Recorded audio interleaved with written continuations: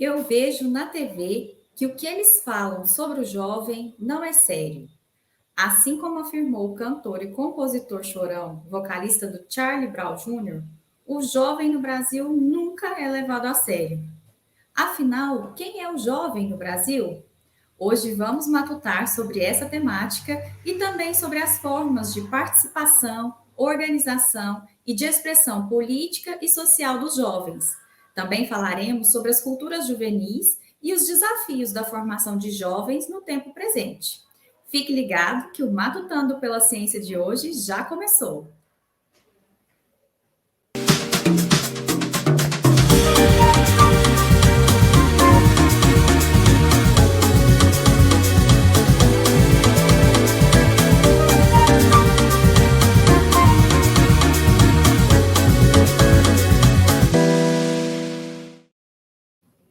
Olá, eu sou Thalita Franco, apresentadora do programa Matutando, uma mulher de pele clara, cabelos cacheados na altura do ombro. Estou vestindo um casaco com listras em preto e branco. Aqui ao fundo eu tenho uma estante com livros e um armário na cor bege. A intérprete de Libras que está aqui conosco hoje é a Fernanda, mulher de pele clara, usando um casaco preto, um cachecol cinza e um fone de ouvido com microfone. Vamos matutar hoje com o professor Aldimar Jacinto Duarte sobre o tema Diversidade Cultural, Educação e Juventudes. O professor é da área de História da Pontifícia Universidade Católica de Goiás e é vice-líder do grupo Juventude e Educação. E para você que quer aprofundar mais sobre o currículo do nosso convidado, é só acessar o QR Code com o currículo Lattes que está aqui na tela.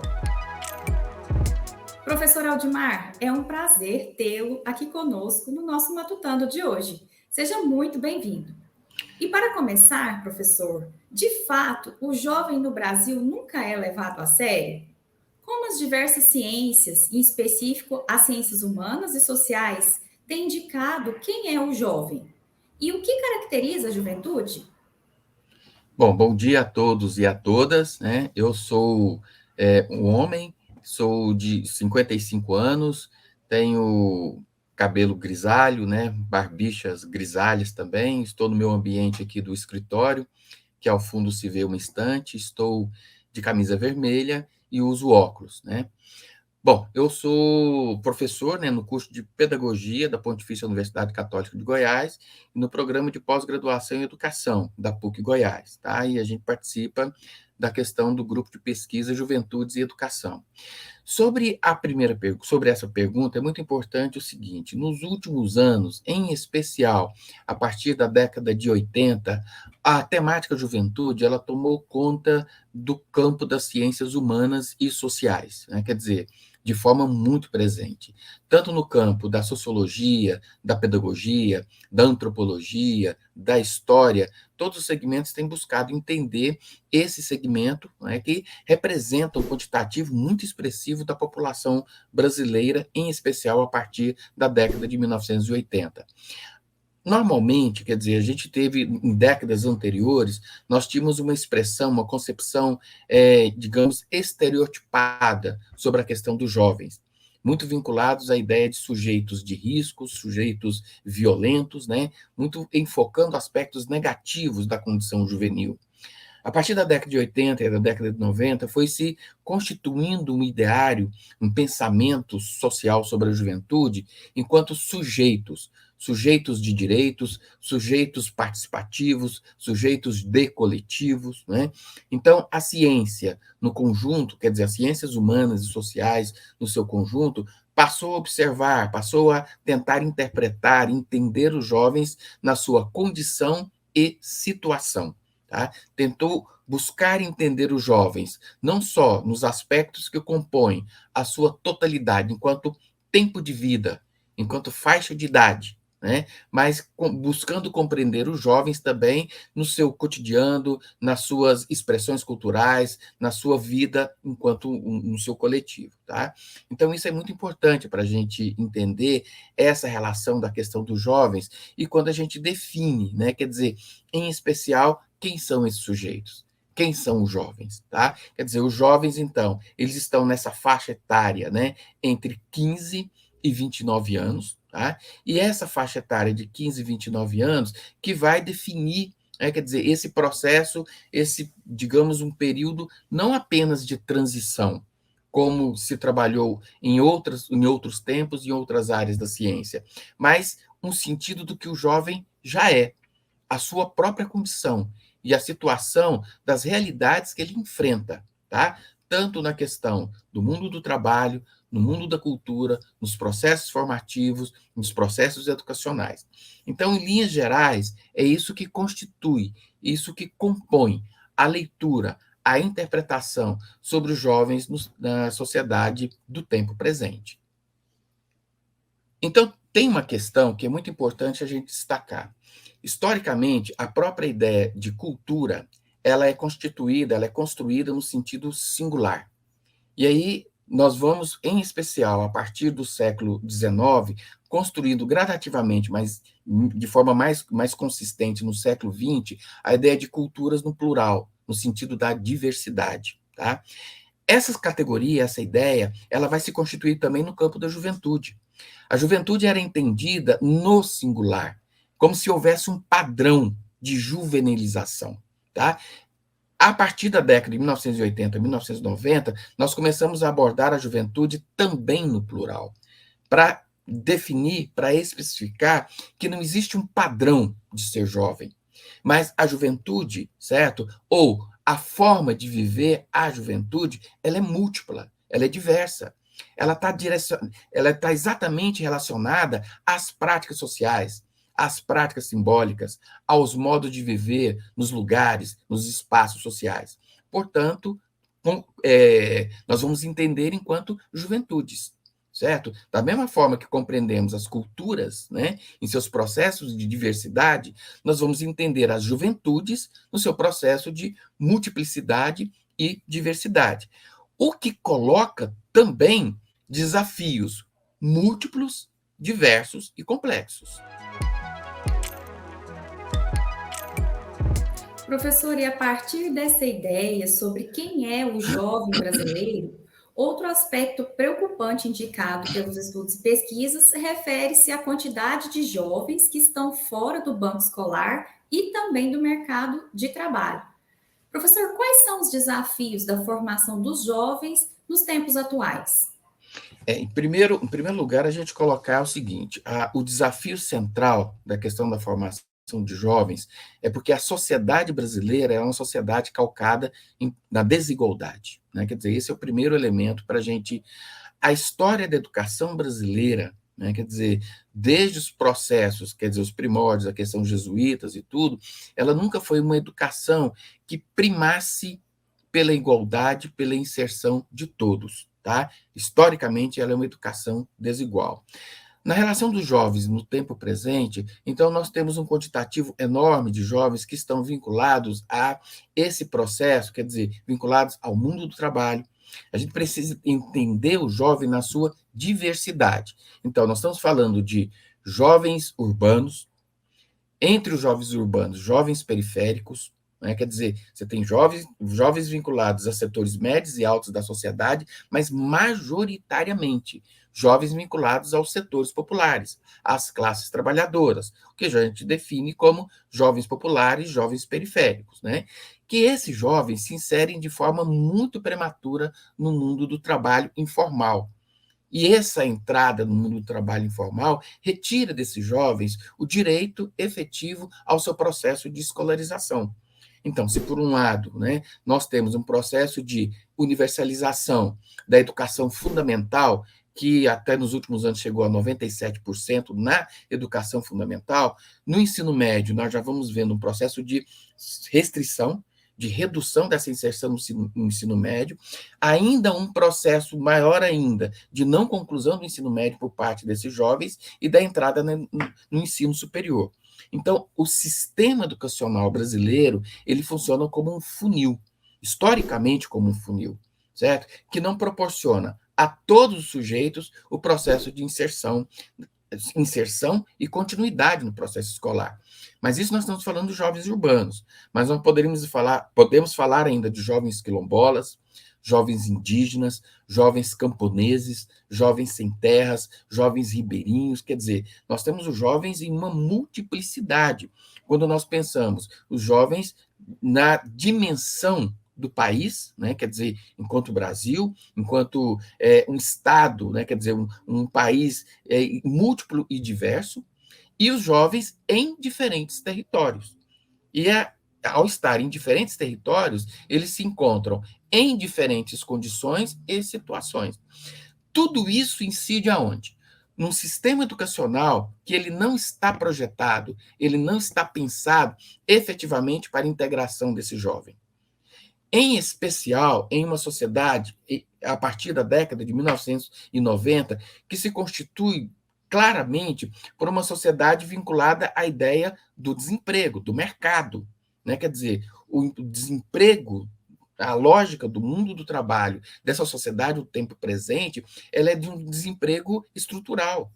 Quer dizer, não é efetivamente a integração de todos os sujeitos na vida produtiva, também na vida cultural, na vida política. Tá?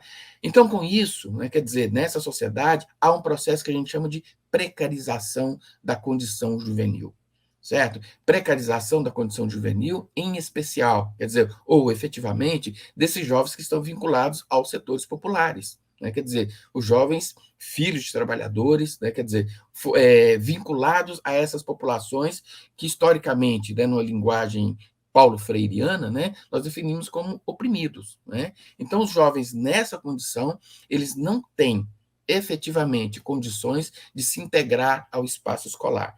Esse integrar e dar continuidade. Este é um aspecto.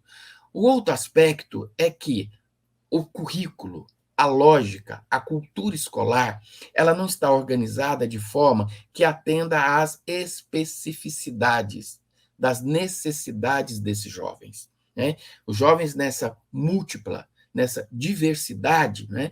Eles têm cotidianos, eles têm desafios, eles têm enfrentamentos específicos. E a educação escolar não consegue dialogar com essas necessidades. Ela se integrou em uma lógica de homogeneização, de um padrão, e a partir desse padrão tenta inserir todos dentro de uma mesma concepção de sociedade, no sentido de tratar esses jovens de forma, digamos, pasteurizada, homogeneizada, e não no sentido de formá-los nas suas especificidades, numa relação com a totalidade, para o enfrentamento de sua realidade e para a transformação no sentido de integração, inclusão e construção da justiça social e da igualdade.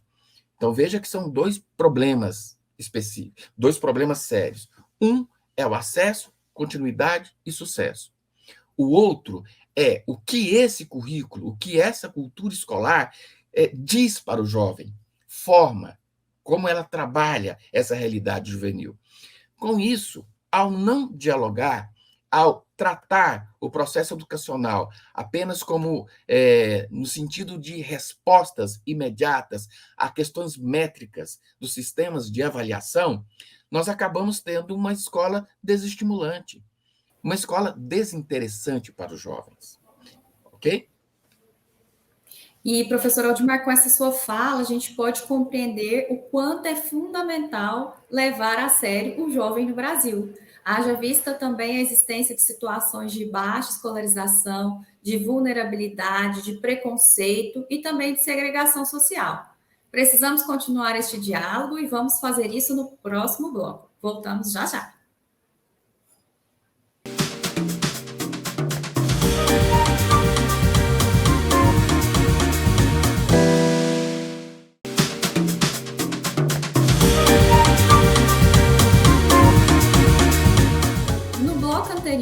Dialogamos sobre quem é o jovem brasileiro e os desafios educativos dessa geração.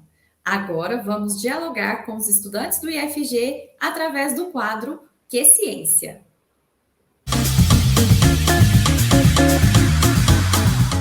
Meu nome é Diogo Neres, eu sou aluno de Edificações 1 e a minha dúvida é se a ciência e a religião se contrapõem em algum momento.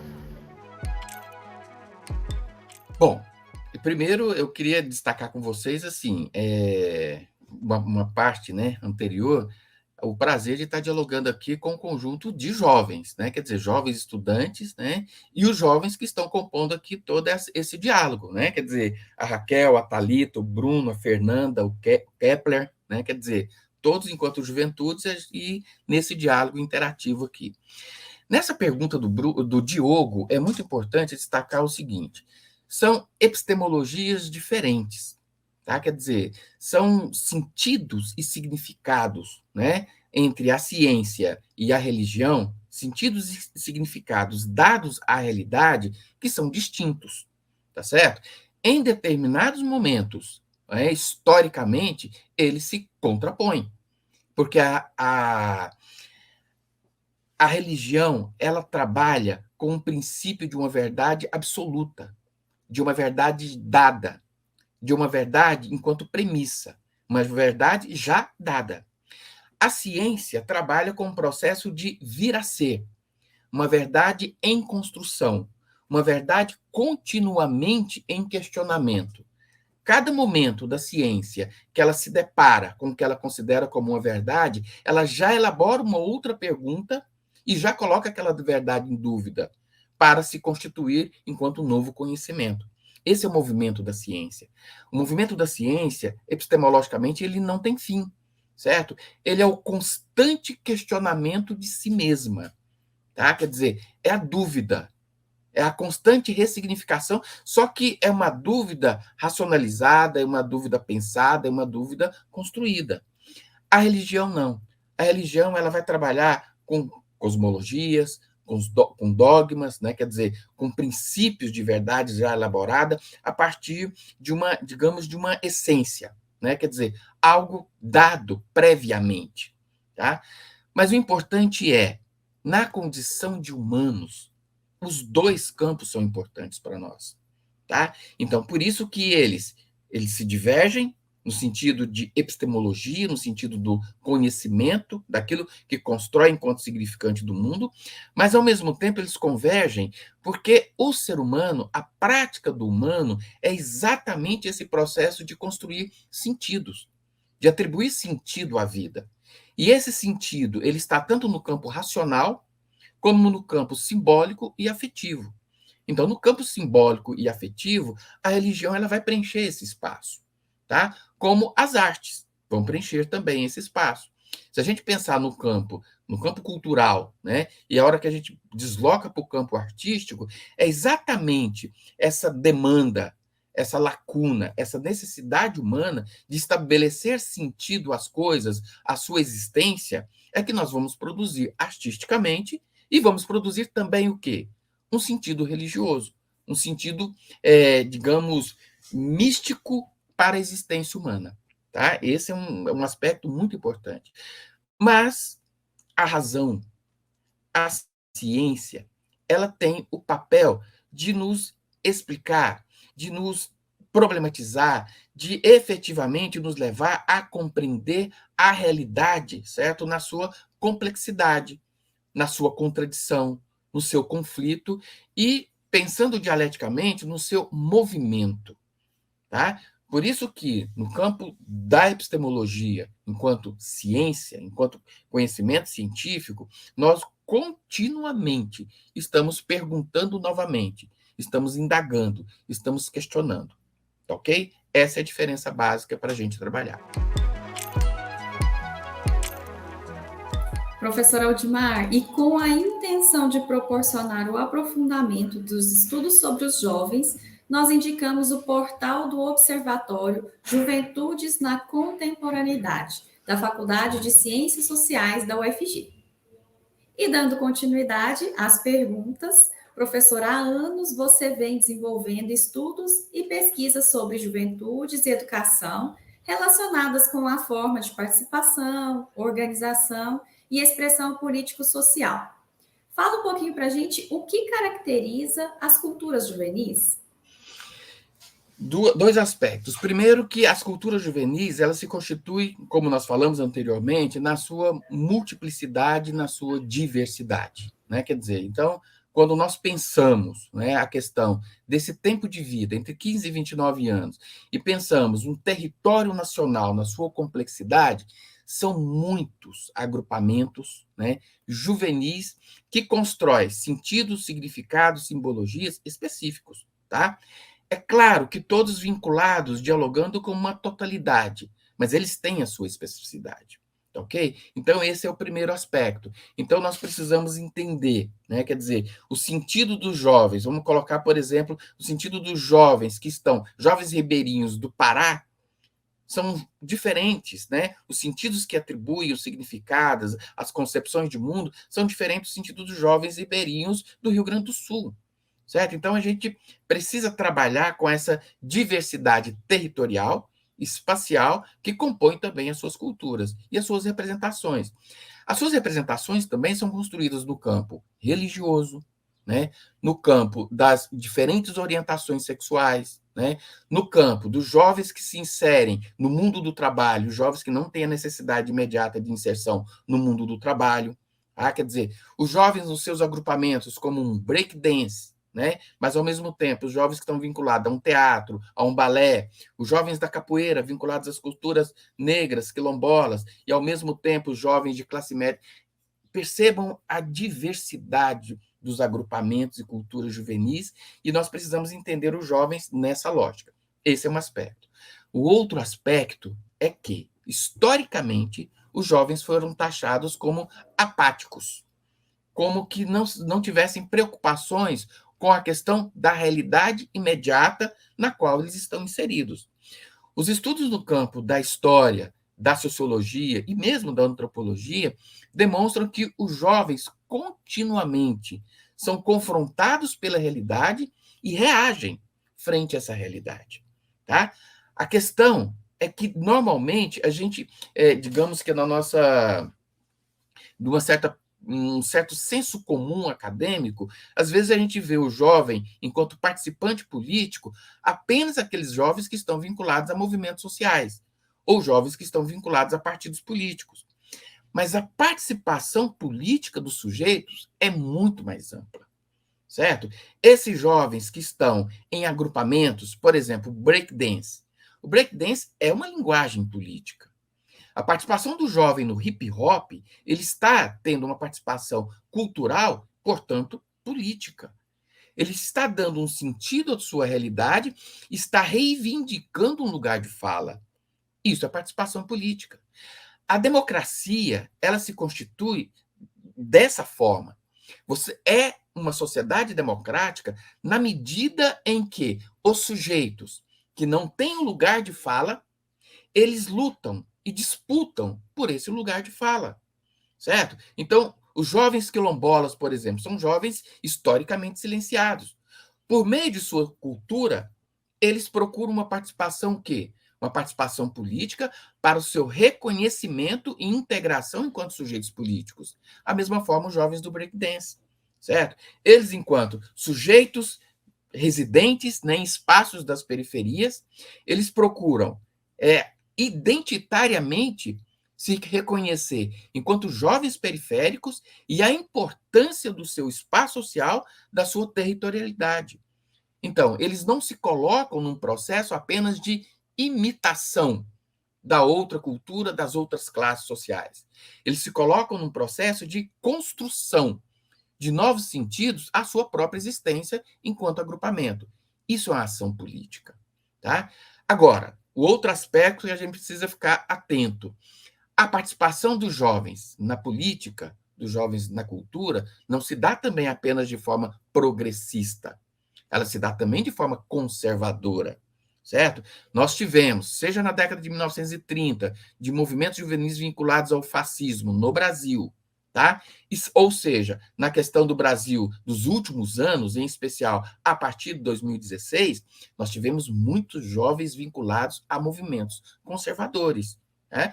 Que negam a questão dos direitos, sejam direitos de gênero, direitos, né, na questão de etnias, direitos, quer dizer, o conjunto de direitos que determinados agrupamentos negam a participação política.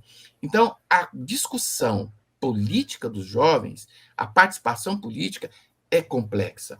E a gente precisa lidar com essa diversidade. Professor Aldimar, nós aprendemos muito com você hoje no nosso Matutando, discutindo juventude e educação. O nosso muito obrigado por você partilhar conosco seus conhecimentos. E antes de finalizar o nosso programa, eu gostaria que você nos indicasse uma produção cultural que fala sobre esses assuntos que nós dialogamos hoje.